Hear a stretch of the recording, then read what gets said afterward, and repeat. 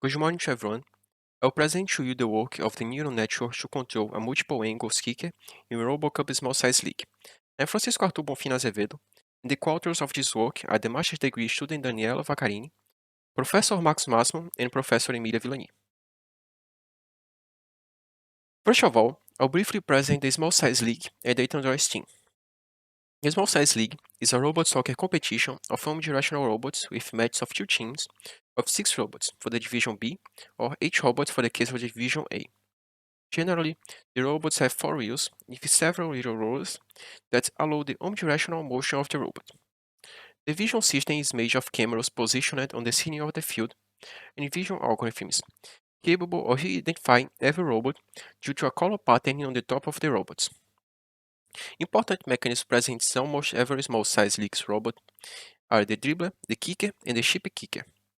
Dribbler, that's a rotating cylinder that locks the ball on the robot.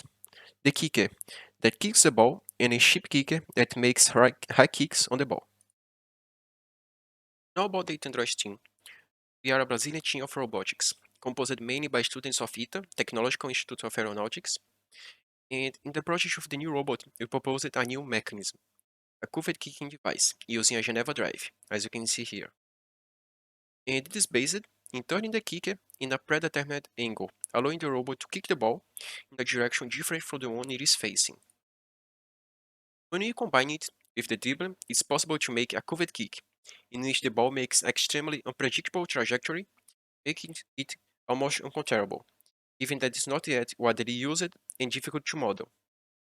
The curved kick is possible to be used in curved passes, as you can see here, curved direct kicks, as you can see here, and Olympic goals, as you can see here. But to make that, the robot needs to determine the needed linear speed of the kicked ball, the angular speed of the dribbler, the direction of the robot, to make a kick aiming at the desired position called target. Obtaining this is far from simple and is the main motivation of this work.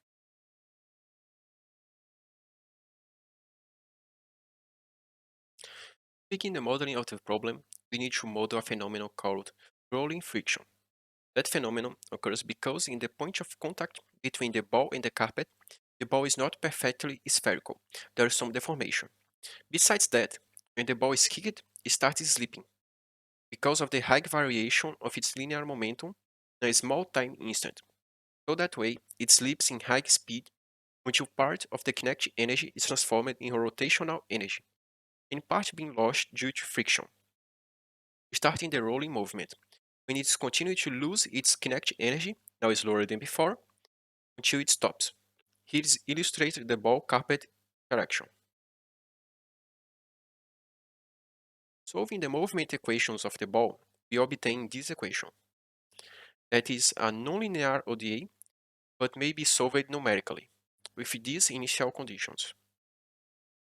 As said before, to invert the problem so we could get the parameters linear speed, angular speed of the dribbler, and direction of the robot, be a complex problem.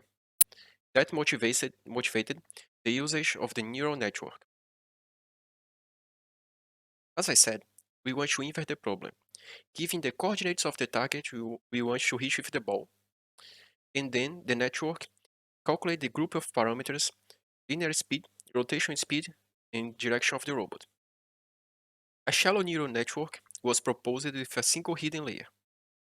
To reduce the amount of data, a simplification was made. The robot is always in the center of the coordinate system, and the target is in the x-axis. For this, the position is rotated and translated. The number of neurons in the intermediary layer will be varied to choose the best combination time of training and precision, using the time of inference of the network and the mean error of the validation set as comparison parameters, as you can see in this table. The final number of neurons chosen was 40. An important characteristic noticed is that the time of inference is too big for a real-time application. Implement it in a real robot is needed to redo the network in a faster language as C++ in the future. A dataset was generated uniformly varying these three parameters and solving the equation of the ball's movement. The general characteristics of the network were three layers: one input, one hidden, and an output. The optimization algorithm was left-back marked, the cost function square error, the activation function sigmoid for the hidden layer, and linear for the output layer. The best values of the mean square error after training may be seen in this table.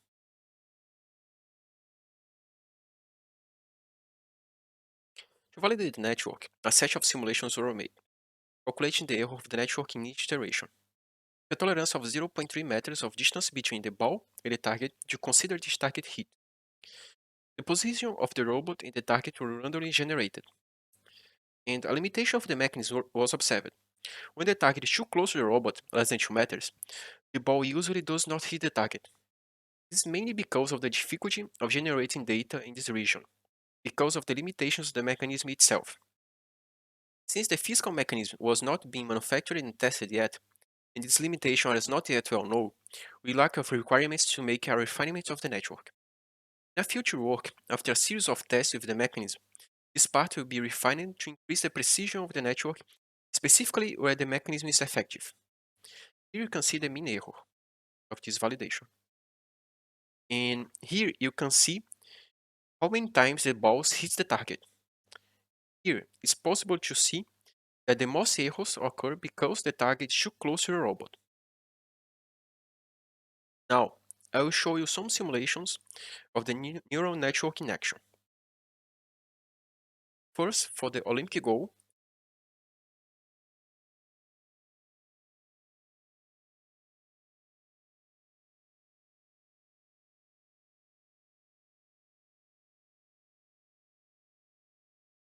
now the directed curved kick.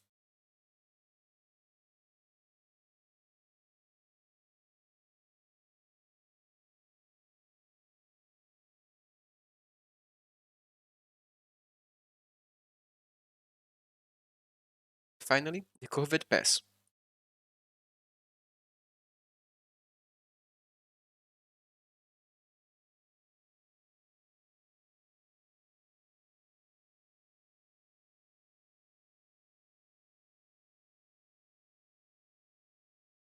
Finally, we can conclude that as the mean error of the neural network was less than tolerance, the results of the simulation show that the solution converged for a robot that was capable of autonomously deciding the parameters for a kick that hits the desired target.